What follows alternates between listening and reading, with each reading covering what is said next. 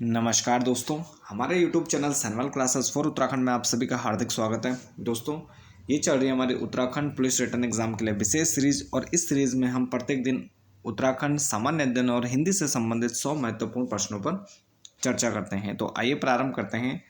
आज का पहला प्रश्न हमारा कि रूपकुंड में नर कंकालों की खोज किसने की थी। तो रूपकुंड चमोली में स्थित यह कुंड है जिसके आसपास क्या है, काफ़ी नरकंकाल पाए गए हैं। तो सर्वप्रथम यहाँ पर नरकंकालों की खोज किसने की थी, तो ये की थी रेंजर आर माधवन ने।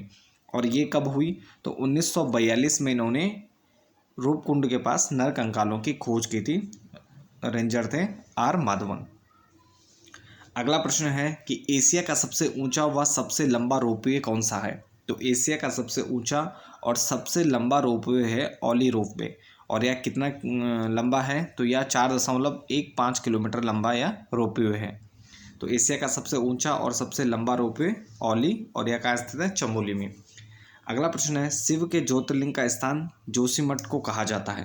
तो शिव के ज्योतिर्लिंग का स्थान जोशीमठ को कहा जाता है और प्राचीन समय में इसका नाम था।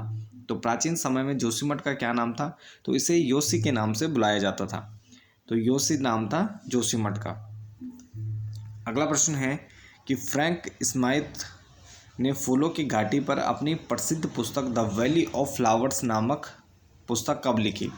तो फ्रैंक स्माइथ ने फूलों की घाटी में सर्वप्रथम फूलों की घाटी खोजी थी और उन्हीं के द्वारा 1938 में द वैली ऑफ फ्लावर्स नामक पुस्तक लिखी गई। और उसके बाद यह जो फूलों की घाटी है चमोली में स्थित है, यह काफ़ी प्रसिद्ध हुई। अगला प्रश्न है कि कासरू ताल कहाँ स्थित है। तो कासरू ताल कहाँ स्थित है, तो ये स्थित है रायवाला देहरादून में। तो कासरू ताल कहाँ है, रायवाला देहरादून। अगला प्रश्न है कि वन अनुसंधान संस्थान को डीम्ड विश्वविद्यालय का दर्जा कब दिया गया। तो वन अनुसंधान संस्थान को डीम्ड विश्वविद्यालय का दर्जा मिला 1991 ईस्वी में। तो वन अनुसंधान संस्थान को डीम्ड विश्वविद्यालय का दर्जा कब दिया गया, 1991 ईस्वी में। अगला प्रश्न है कि इंदिरा गांधी राष्ट्रीय वन अकादमी कहाँ स्थित है। तो इंदिरा गांधी राष्ट्रीय वन अकादमी भी वन अनुसंधान संस्थान देहरादून में ही स्थित है। अगला प्रश्न है कि देहरादून में तार सेवा का प्रारंभ कब हुआ। तो देहरादून में तार सेवा का प्रारंभ होता है 1865 में। तो देहरादून में तार सेवा का प्रारंभ 1865 ईस्वी। अगला प्रश्न है कि देहरादून में आयुर्वेदिक विश्वविद्यालय की स्थापना कब की गई। तो उत्तराखंड के आयुर्वेदिक विश्वविद्यालय की स्थापना की गई है देहरादून में और इसकी स्थापना की गई 2009 में। तो 2009 में स्थापित किया गया आयुर्वेदिक विश्वविद्यालय। अगला प्रश्न है कि शांति कुंज की स्थापना किसने की। तो शांति कुंज स्थित है हरिद्वार में, जिसे गायत्री तीर्थ के नाम से भी जाना जाता है। और इसकी स्थापना की थी स्वामी राम शर्मा ने 1971 ईस्वी में।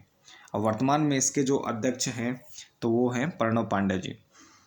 तो शांति कुंज कहाँ स्थित है, हरिद्वार में। इसकी स्थापना स्वामी राम शर्मा 1971 में। अगला प्रश्न है कि नारायणी शिला स्थित है। तो नारायणी शिला कहाँ स्थित है, तो ये स्थित है कनखल हरिद्वार में। तो नारायणी शिला कहाँ स्थित है, कनखल हरिद्वार में स्थित है। अगला प्रश्न है कि उत्तराखंड लोक सेवा आयोग यानी यूकेपीएससी, तो इसका गठन कब किया गया। तो लोक सेवा आयोग का गठन किया गया, इसकी जो अधिसूचना जारी होती है ये की गई 14 मार्च 2001 को और इसका गठन किया गया 15 मई 2001 को। तो ये दोनों आपको ध्यान रखने हैं कि 14 मार्च 2001 को इसके अधिसूचना जारी होती है गठन की और 15 मई 2001 को इसका गठन किया जाता है और यह काम करना प्रारंभ करता है। अगला प्रश्न है कि सप्तऋषि आश्रम कहाँ स्थित है। तो सप्तऋषि आश्रम कहाँ है, तो ये है हरिद्वार में। अगला प्रश्न है कि टिहरी का रघुनाथ मंदिर किस शैली में बना हुआ है। तो टिहरी गढ़वाल में स्थित जो रघुनाथ मंदिर है तो यह किस शैली में बना हुआ है, तो यह है द्रविड़ शैली में। और टिहरी जिले के या देवप्रयाग में बना हुआ है रघुनाथ मंदिर। और माना जाता है कि प्रभु श्री राम द्वारा यहाँ पर अंतिम समय में तपस्या की गई थी। तो जो ये रघुनाथ मंदिर है तो ये द्रविड़ शैली में बना हुआ है। अगला प्रश्न है कि तुरंग बलि देवता को टिहरी में माना जाता है। तो तुरंग बलि देवता को टिहरी में क्या माना जाता है, एक लोक देवता माना जाता है। तो तुरंग बलि देवता क्या है, टिहरी के लोक देवता भी हैं। अगला प्रश्न है कि विक्टोरिया क्रॉस प्राप्तकर्ता वीर गबर सिंह नेगी की स्मृति में चंबा में मेला लगता है। तो टिहरी के चंबा में वीर गबर सिंह नेगी विक्टोरिया क्रॉस प्राप्त करता है। प्रथम विश्व युद्ध में ये शहीद हो गए थे तो इनको विक्टोरिया क्रॉस दिया गया। तो उनकी स्मृति में चंबा में मेला लगता है 21 अप्रैल को। तो 21 अप्रैल को टिहरी के चंबा में इनकी स्मृति में मेला लगाया जाता है। अगला प्रश्न है कि काला नाग या काली चोटी कहाँ स्थित है? तो काला नाग या काली चोटी स्थित है यमुनोत्री उत्तरकाशी में। अगला प्रश्न है कि हल्के छिलके वाली राजमा की दाल के लिए प्रसिद्ध स्थान कौन सा है? तो हल्के छिलके वाली राजमा की दाल के लिए प्रसिद्ध स्थान है हर्षिल, और ये कहाँ है? हर्षिल भी उत्तरकाशी में स्थित है। अगला प्रश्न है कि लोसर मेला संबंधित है? तो लोसर मेला संबंधित है जाड़ भोटिया जनजाति से, और यह क्या है? जाड़ भोटिया जनजाति की एक उपजाति है जो कि भागीरथी घाटी में निवास करती है। तो भागीरथी घाटी यानी उत्तरकाशी जिले में ये निवास करती हैं जाड़ भोटिया, तो इनसे संबंधित है लोसर मेला। अगला प्रश्न है कि हिमालयन संग्रहालय स्थित है? तो हिमालयन संग्रहालय स्थित है उत्तरकाशी में, और जो नीम का परिक्षेत्र में स्थित है। तो हिमालय संग्रहालय कहाँ स्थित है? तो ये है उत्तरकाशी में। अगला प्रश्न है कि ऊखीमठ के पास देवरिया ताल को पुराणों में क्या कहा गया है? तो रुद्रप्रयाग के ऊखीमठ के पास देवरिया ताल स्थित है, जिसे पुराणों में क्या कहा गया है? इसे कहा गया है इंद्र सरोवर। ये महत्वपूर्ण प्रश्न है, आपको ध्यान रखना है कि देवरिया ताल को पुराणों में क्या कहा गया है? तो ये कहा गया है इंद्र सरोवर। अगला प्रश्न है कि दुग्धताल कहाँ स्थित है? तो दुग्धताल स्थित है पौड़ी में। तो दुग्धताल कहाँ स्थित है? तो दुग्धताल स्थित है पौड़ी जिले में। अगला प्रश्न है कि कोटद्वार नगर को बसाने का सबसे पहला जो मास्टर प्लान बनाया था, तो वो किसने बनाया था? तो कोटद्वार नगर को बसाने का जो सबसे पहला मास्टर प्लान था, तो ये बनाया था केसी माथुर द्वारा। तो केसी माथुर के द्वारा कोटद्वार नगर को बसाने का सर्वप्रथम मास्टर प्लान बनाया गया। अगला प्रश्न है कि मोरध्वज का किला स्थित है? तो मोरध्वज का किला भी कहाँ स्थित है? तो ये भी स्थित है कोटद्वार में। तो मोरध्वज का किला स्थित है कोटद्वार। अगला प्रश्न है कि गढ़वाल विश्वविद्यालय का नाम बदलकर हेमवती नंदन बहुगुणा गढ़वाल विश्वविद्यालय किया गया, तो ये कब किया गया? तो ये किया गया 1989 ईस्वी में। तो 1989 ईस्वी में गढ़वाल विश्वविद्यालय का नाम बदलकर हेमवती नंदन बहुगुणा के नाम पर रखा गया। अगला प्रश्न है कि एकता सम्मेलन 1914 कहाँ आयोजित किया गया था? तो एकता सम्मेलन 1914 का आयोजन किया गया था दुगड्डा पौड़ी में। तो दुगड्डा में एकता सम्मेलन का आयोजन किया गया था 1914 ईस्वी में। अगला प्रश्न है कि गुलेला का दर्रा कहाँ स्थित है? तो गुलेला का दर्रा स्थित है पिथौरागढ़ जिले में। तो गुलेला का दर्रा कहाँ स्थित है? तो ये स्थित है पिथौरागढ़ जिले में। अगला प्रश्न है कि मानसखंड में गंगोली हाट के लिए किस शब्द का प्रयोग किया गया है? तो मानसखंड में गंगोली हाट के लिए किस शब्द का प्रयोग किया गया है? तो ये किया गया है शैलदेश। तो मानसखंड में शैलदेश शब्द प्रयुक्त किया गया है गंगोली हाट के लिए। अगला प्रश्न है कि कैलाश मानसरोवर यात्रा का अंतिम पड़ाव कौन सा है? तो कैलाश मानसरोवर यात्रा का अंतिम पड़ाव है नवीढांग। कौन सा है? नवीढांग। अगला प्रश्न है जौलजीबी मेले की शुरुआत कब हुई? तो जौलजीबी मेला कहाँ लगता है? तो ये काली गौरी नदियों के संगम पर लगता है जौलजीबी में, पिथौरागढ़ में। और इस मेले की शुरुआत हुई 1914 ईस्वी में गजेंद्र बहादुर के द्वारा जौलजीबी मेले का प्रारंभ किया गया। अगला प्रश्न है कि कनाली छीना महोत्सव कहाँ मनाया जाता है? तो कनाली छीना महोत्सव ये मनाया जाता है पिथौरागढ़ जिले में। अगला प्रश्न है कि रानीखेत किस नदी के तट पर स्थित है? तो रानीखेत है गगास नदी के तट पर स्थित। तो रानीखेत किस नदी के तट पर स्थित है? तो ये गगास नदी के तट पर स्थित है। अगला प्रश्न है कि झूला देवी मंदिर रानीखेत का निर्माण कब हुआ? तो रानीखेत के झूला देवी मंदिर का निर्माण किया गया 1935 ईस्वी में। तो रानीखेत में झूला देवी मंदिर का निर्माण कब हुआ? 1935 ईस्वी। अगला प्रश्न है कि गांधी मंदिर कहाँ स्थित है? तो गांधी मंदिर कहाँ स्थित है? तो गांधी मंदिर स्थित है नैनीताल में। अगला प्रश्न है कि नैनीताल में प्राचीन नैना देवी का मंदिर का निर्माण किसने करवाया था? तो नैनीताल में प्राचीन नैना देवी मंदिर का निर्माण किसके द्वारा करवाए गए? तो ये करवाए गए मोतीलाल शाह के द्वारा। तो मोतीलाल शाह द्वारा प्राचीन नैना देवी मंदिर का निर्माण करवाया गया नैनीताल में। अगला प्रश्न है कि सीतावनी का मेला रामनवमी के दिन कहाँ लगता है? तो सीतावनी का मेला लगता है रामनगर में, और यह कहाँ स्थित है? या नैनीताल में स्थित है। अगला प्रश्न है कि उत्तराखंड उच्च शिक्षा निदेशालय कहाँ स्थित है? तो उत्तराखंड उच्च शिक्षा निदेशालय कहाँ स्थित है? तो ये भी नैनीताल के हल्द्वानी में स्थित है उत्तराखंड उच्च शिक्षा निदेशालय। अगला प्रश्न है कि रुद्रपुर और काशीपुर को नगर निगम कब बनाया गया? तो रुद्रपुर और काशीपुर को नगर निगम बनाया गया 2013 में। तो 2013 में ये नगर निगम बने। अगला प्रश्न है कि चंद्रकाल में काशीपुर को क्या कहा जाता था? तो चंद्रकाल में काशीपुर को कोटा के नाम से जाना जाता था। तो चंद्रकाल में काशीपुर को क्या कहा जाता था? कोटा। अगला प्रश्न है कि बद्रदत्त पांडे के अनुसार काशीपुर शहर की स्थापना कब हुई? तो बद्रदत्त पांडे के अनुसार काशीपुर शहर की स्थापना हुई 1600 ईस्वी में। और बाज बहादुर चंद के समय काशीनाथ नामक एक अधिकारी द्वारा काशीपुर शहर की स्थापना की जाती है। अगला प्रश्न है कि पाताल रुद्रेश्वर गुफा की खोज कब की गई? तो चंपावत में स्थित है पाताल रुद्रेश्वर गुफा और इसकी खोज की गई 1993 ईस्वी में। तो पाताल रुद्रेश्वर गुफा की खोज की गई 1993 में और ये कहाँ स्थित है? चंपावत में। और पाताल भुवनेश्वर गुफा है पिथौरागढ़ में। तो आपको ध्यान रखना है कि पाताल रुद्रेश्वर है चंपावत में और पाताल भुवनेश्वर है पिथौरागढ़ में। अगला प्रश्न है कि गोरा अट्ठावली किस जनजाति का त्यौहार है? तो गोरा अट्ठावली है राजी जनजाति का त्यौहार है गोरा अट्ठावली, और यह उत्तराखंड की सबसे छोटी जनजाति भी है। अगला प्रश्न है चंपावत के लौह घाट का वह क्षेत्र जो अचार के लिए प्रसिद्ध है? तो चंपावत के लौह घाट का कौन सा क्षेत्र है जो अचार बनाने के लिए प्रसिद्ध है? तो ये है सूखी डांग क्षेत्र। तो इसे जो सूखी डांग क्षेत्र है यह कुमाऊं का चेरापूंजी भी कहलाता है और यह क्या है? अचार के लिए प्रसिद्ध है। अगला प्रश्न है राज्य का एकमात्र जिला जो 2 देशों के साथ सीमाएं बनाता है, यानी सबसे लंबी अंतर्राष्ट्रीय सीमा रेखा वाला जिला, तो ये कौन सा है? तो ये है पिथौरागढ़। अगला प्रश्न है कि उधम सिंह नगर जिले के साथ उत्तर प्रदेश के कितने जिले सीमा बनाते हैं? तो उधम सिंह नगर के साथ उत्तर प्रदेश के 5 जिले सीमा बनाते हैं, जिसमें बिजनौर, मुरादाबाद, रामपुर, बरेली और पीलीभीत। तो ये 5 जिले हैं जो उधम सिंह नगर जिले के साथ सीमाएं बनाते हैं उत्तर प्रदेश के। अगला प्रश्न है कि सरस्वती नदी का उद्गम स्थल कौन सा है? तो सरस्वती नदी का उद्गम स्थल कौन सा है? तो कामेर चोटी के देवताल नामक स्थान से सरस्वती नदी का उद्गम होता है। यहाँ पर देवताल है और यहाँ से क्या है? सरस्वती नदी का उद्गम होता है। अगला प्रश्न है कि अलकनंदा नदी की राज्य में कुल लंबाई कितनी है? तो अलकनंदा क्या है? उत्तराखंड की प्रमुख प्रवाह क्षेत्र वाली नदी है और इसकी राज्य में कुल लंबाई कितनी है? 195 किलोमीटर है। तो संतोपद ताल से और देवप्रयाग तक क्या है? अलकनंदा नदी की कुल लंबाई है 195 किलोमीटर। अगला प्रश्न है काली व सरयू नदी का संगम कहाँ पर होता है? तो कुमाऊं की प्रमुख नदी है काली और कुमाऊं की सबसे पवित्रतम नदी है सरयू। तो दोनों का संगम होता है पंचेश्वर नामक स्थान पर और ये कहाँ स्थित है? ये चंपावत में स्थित है। तो काली और सरयू नदी का संगम होता है पंचेश्वर में। अगला प्रश्न है कि सरयू व पूर्वी रामगंगा, तो सरयू और पूर्वी रामगंगा नदी का संगम होता है रामेश्वर तीर्थ में। तो सरयू और पूर्वी रामगंगा नदी का संगम कहाँ होता है? तो ये होता है रामेश्वर तीर्थ।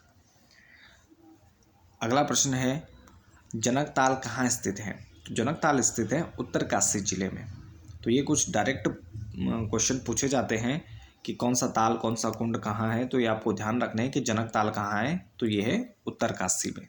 इसके बाद सामान्य अध्ययन के और सामान्य ज्ञान से संबंधित 30 महत्वपूर्ण प्रश्न है। इसमें पहला प्रश्न हमारा कि भारतीय संविधान का संरक्षण कौन करता है? तो भारतीय संविधान का अभिभावक या भारतीय संविधान का संरक्षण करने वाला कौन है? उच्चतम न्यायालय। तो भारतीय संविधान का संरक्षण कौन करता है? उच्चतम न्यायालय। अगला प्रश्न है कि राष्ट्रीय महिला आयोग अधिनियम किस वर्ष संसद द्वारा पारित किया गया? तो राष्ट्रीय महिला आयोग अधिनियम संसद द्वारा 1990 ईस्वी में पारित किया गया। तो 1990 में पारित किया गया राष्ट्रीय महिला आयोग अधिनियम। अगला प्रश्न है भारत की प्रथम नदी घाटी परियोजना कौन सी थी? तो भारत की प्रथम नदी घाटी परियोजना थी दामोदर नदी घाटी परियोजना। तो भारत की प्रथम नदी घाटी परियोजना कौन सी थी? दामोदर नदी घाटी परियोजना। अगला प्रश्न है विश्व की सबसे लंबी नदी। तो विश्व की सबसे लंबी नदी कौन सी है? तो यह है नील नदी। तो विश्व की सबसे लंबी नदी नील नदी। अगला प्रश्न है कि राष्ट्रगान को गाने का अधिकतम समय है। तो राष्ट्रगान को गाने का अधिकतम समय कितना है? 52 सेकेंड। तो राष्ट्रगान को गाने का अधिकतम समय है 52 सेकेंड। अगला प्रश्न है कि साइमन कमीशन भारत कब आया था? तो साइमन कमीशन भारत आया था 1928 में। तो 1928 में साइमन कमीशन क्या है? भारत आता है। अगला प्रश्न है कि जलियांवाला बाग हत्याकांड कब हुआ? तो जलियांवाला बाग हत्याकांड हुआ था 13 अप्रैल 1919। तो यह भारतीय इतिहास की एक प्रमुख घटना है जलियांवाला बाग हत्याकांड और विभिन्न परीक्षाओं में पूछा जाता है। तो 13 अप्रैल 1919 को जलियांवाला बाग हत्याकांड हुआ था। अगला प्रश्न है नीली क्रांति का संबंध है। तो नीली क्रांति का संबंध है मत्स्य उत्पादन से। तो नीली क्रांति का संबंध किससे है? मत्स्य उत्पादन। अगला प्रश्न है कि कौन सा राज्य मसाला उत्पादन के लिए प्रसिद्ध है? तो मसाला उत्पादन के लिए सबसे प्रसिद्ध राज्य है केरल। कौन सा राज्य है? केरल। अगला प्रश्न है कि क्षेत्रफल के दृष्टि से भारत का सबसे बड़ा राज्य, जो क्षेत्रफल के दृष्टि से भारत का सबसे बड़ा राज्य है राजस्थान। कौन सा राज्य है? राजस्थान। और जनसंख्या के दृष्टि से है उत्तर प्रदेश। अगला प्रश्न है कि भाखड़ा नागल परियोजना किस नदी पर बनी हुई है? तो भाखड़ा नागल परियोजना बनी हुई है सतलुज नदी पर। तो भाखड़ा नागल परियोजना किस नदी पर है? सतलज नदी पर बनी हुई है। अगला प्रश्न है कि अजंता की गुफाएं किस राज्य में हैं? तो अजंता की गुफाएं स्थित हैं महाराष्ट्र में। तो अजंता की गुफाएं कहाँ स्थित हैं? तो ये हैं महाराष्ट्र में। अगला प्रश्न है कि दिल्ली चलो का नारा किसने दिया? तो दिल्ली चलो का नारा दिया था सुभाष चंद्र बोस ने। किसने दिया था? सुभाष चंद्र बोस ने दिल्ली चलो का नारा दिया था। प्रसिद्ध नारा था दिल्ली चलो। तो ये किसने दिया? सुभाष चंद्र बोस। अगला प्रश्न है कि दिल्ली स्थित लाल बहादुर शास्त्री की समाधि का क्या नाम है? तो दिल्ली स्थित लाल बहादुर शास्त्री का समाधि का नाम क्या है? विजय घाट। तो क्या है? विजय घाट है इसका नाम, जो इनकी समाधि है लाल बहादुर शास्त्री की। अगला प्रश्न है कि महाभारत के रचयिता कौन है? तो महाभारत के रचयिता हैं महर्षि वेदव्यास।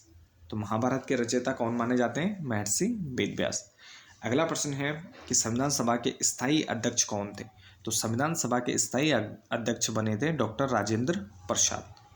और जब 9 दिसंबर 1946 को संविधान सभा की प्रथम बैठक प्रारंभ हुई थी तो अस्थायी अध्यक्ष के रूप में डॉक्टर सच्चिदानंद सिन्हा को चुना गया था। फिर 11 दिसंबर को डॉक्टर राजेंद्र प्रसाद को स्थायी अध्यक्ष चुना गया संविधान सभा का।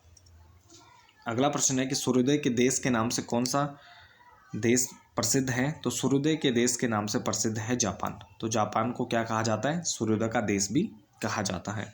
अंतर्राष्ट्रीय महिला दिवस कब मनाया जाता है? तो अंतर्राष्ट्रीय महिला दिवस मनाया जाता है 8 मार्च को। अंतर्राष्ट्रीय महिला दिवस कब मनाया जाता है? 8 मार्च। अगला प्रश्न है कि क्षेत्रफल की दृष्टि से भारत में सबसे छोटा राज्य कौन सा है? तो क्षेत्रफल की दृष्टि से भारत का सबसे छोटा राज्य कौन सा है? गोवा। और सबसे बड़ा राज्य है राजस्थान।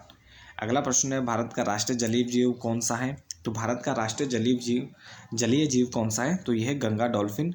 तो गंगा डॉल्फिन को राष्ट्रीय जलीय जीव घोषित किया गया है। अगला प्रश्न है कि दिल्ली भारत की राजधानी कब बनी? तो दिल्ली भारत की राजधानी बनती है 1911 ईस्वी में। अगला प्रश्न है विश्व रेड क्रॉस दिवस कब मनाया जाता है? तो विश्व रेड क्रॉस दिवस मनाया जाता है 8 मई। कब मनाया जाता है?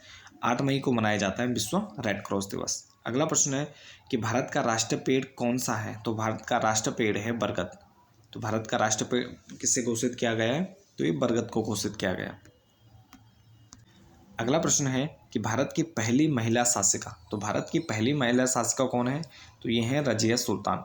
तो भारत की पहली महिला शासिका रजिया सुल्तान 1236 से 1240। अगला प्रश्न है भारत का प्रथम गवर्नर जनरल कौन था? तो भारत का प्रथम गवर्नर जनरल कौन था? लॉर्ड विलियम बेंटिंग क्या थे?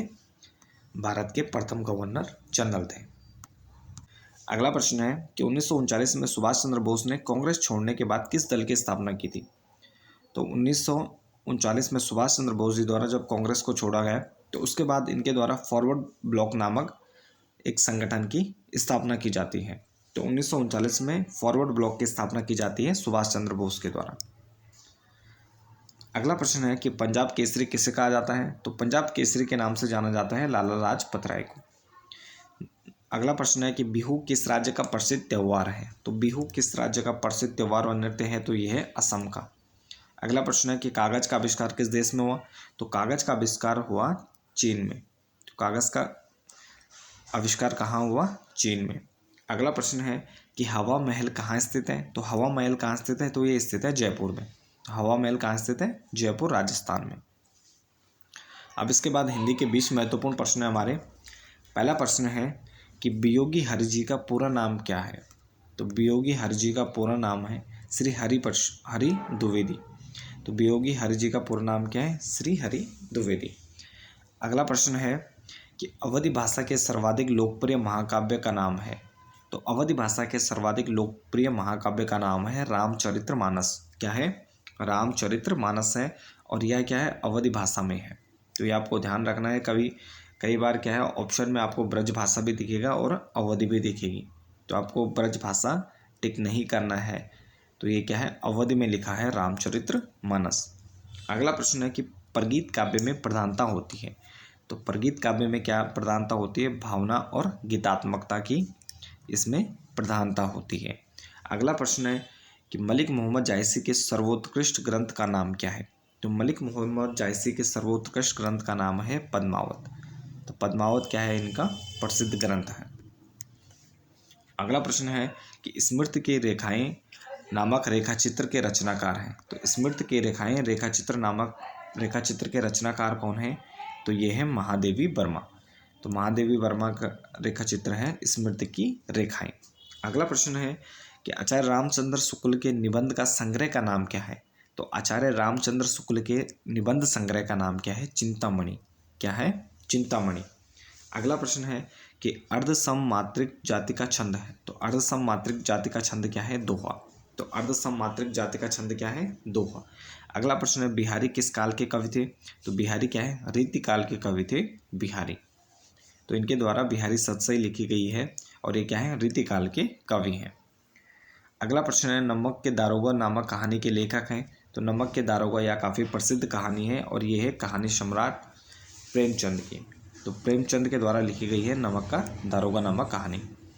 अगला प्रश्न है कि पराधीन जो जन नहीं स्वर्ग न रखता हेतु, पराधीन जो जन नहीं स्वर्ग न रखता हेतु। तो उपयुक्त पंक्तियों में अलंकार है। अब देखिए पूरा क्या है? समान है, यानी पूरे जो वर्ण हैं ये क्या हो रहे हैं? कॉपी हो रहे हैं। तो ये क्या हो जाएगा? इसमें अनुप्रास अलंकार हो जाएगा। अगला प्रश्न है कि अंधेर नगरी का अर्थ होता है। तो अंधेर नगरी का अर्थ क्या होता है? अन्याय की जगह। तो अंधेर नगरी का अर्थ क्या होगा? अन्याय की जगह। अगला प्रश्न है कि पुरोहित में उपसर्ग है। तो पुरोहित में उपसर्ग क्या हो जाएगा? पुरा। तो इसमें क्या हो जाएगी? विसर्ग आ जाएगा पुरा। अगला प्रश्न है दोषहर्ता में पढ़ते हैं। तो दोषहर्ता में पढ़ते क्या होता है? जो बाद में लगता है। और उपसर्ग क्या होते हैं? जो शब्द के पहले जुड़ता है। तो दोषहर्ता में क्या हो जाएगा? हर्ता क्या हो जाएगा? इसका पढ़ते हो जाएगा। अगला प्रश्न है कलम तोड़ना का अर्थ है। तो कलम तोड़ना का अर्थ क्या होता है? अनूठी उक्ति लिखना, यानी बहुत सुंदर लिखना या अनूठी उक्ति लिखना क्या है? कलम तोड़ने का अर्थ है। अगला प्रश्न है व्यवहार में बिल्कुल वैसा ही है जैसे उसके पिताजी। तो व्यवहार में वह बिल्कुल वैसा ही है तो जैसे उसके पिताजी। तो यह किस प्रकार का वाक्य है? तो इसमें क्या आ रहा है? जैसे शब्द आ रहा है। यह क्या है? मिश्र वाक्य की पहचान है। तो ये क्या हो जाएगा? मिश्र वाक्य। अगला प्रश्न है जब किसी वाक्य में लिखने में कोई अक्षर छूट जाता है तो छूटे हुए वाक्य या अक्षर को लिखने के लिए हम कौन सा चिन्ह प्रयोग करते हैं? तो जब कभी हम कुछ लिख रहे होते हैं और बीच में कुछ छूट जाता है तो हम क्या करते हैं? कुछ इस प्रकार का चिन्ह करके उसके ऊपर हम लिख लेते हैं। तो जो ये चिन्ह होता है इसको कहते हैं त्रुटिबोधक या हंसपद। तो यह त्रुटिबोधक चिन्ह या हंसपद चिन्ह कहलाता है। अगला प्रश्न है कि जो व्याकरण का ज्ञाता हो उसे क्या कहा जाएगा? तो व्याकरण के ज्ञाता के लिए क्या कहते हैं? व्याकरण। तो व्याकरण का ज्ञाता क्या कहलाता है? व्याकरण। अगला प्रश्न है कि पशु शब्द का विशेषण होगा। तो पशु शब्द का विशेषण क्या होगा? पाशविक। अगला प्रश्न है कि चंद्रमुख शब्द में कौन सा समास है? तो चंद्रमुख शब्द में कौन सा समास है? तो इसमें है कर्मधारय। और आज का हमारा अंतिम प्रश्न है कि प्रत्युपकार शब्द का संधि विच्छेद क्या होगा? तो प्रत्युपकार शब्द का संधि विच्छेद क्या होगा? प्रतिधन उपकार। तो प्रत्युपकार शब्द का संधि विच्छेद प्रतिधन उपकार। तो ये थे हमारे आज के 100 महत्वपूर्ण प्रश्न। तो इसके साथ इस वीडियो को यहीं पर समाप्त करते हैं। बाकी बने रहें आप चैनल के साथ। धन्यवाद।